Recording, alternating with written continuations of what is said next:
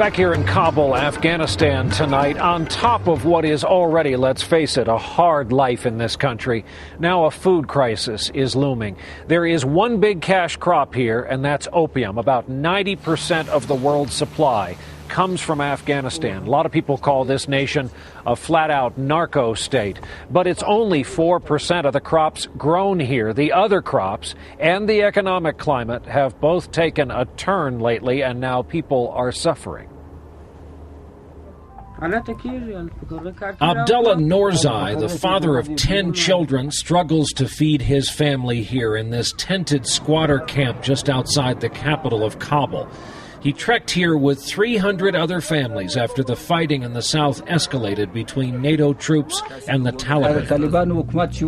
He says the bread, which the locals call naan, is 10 Afghanis now. That works out to about $3 a day. Abdullah doesn't have that kind of money. Wheat has tripled in price after a year of drought and the crush of the global food shortage. To pay for what little they do eat, his 2 sons shine shoes on the streets of Kabul. Food has never come easy here in this nation where life is hard for so many. But now, coupled with war and a resurgent Taliban in the south, millions of this nation's population will now need food aid.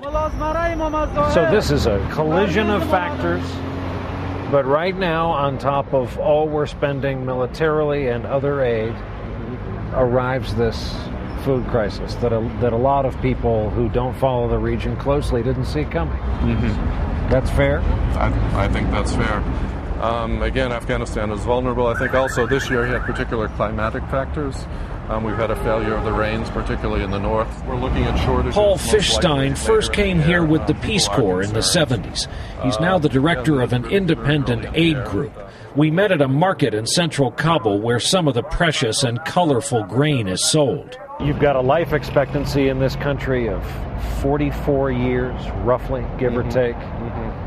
What's this doing to the children coming up in Afghanistan society? Mm-hmm. Well, there's, according to some figures, there's been roughly a doubling of intake at nutritional centers where people have come for treatment, and I think there are some estimates that roughly, 18 million of the population is at some risk of food insecurity, and roughly 6.5 million are facing an immediate food shortage. For Abdullah, who at age 50 has already defied the life expectancy odds, life is day to day, and now revolves around that struggle to feed his family.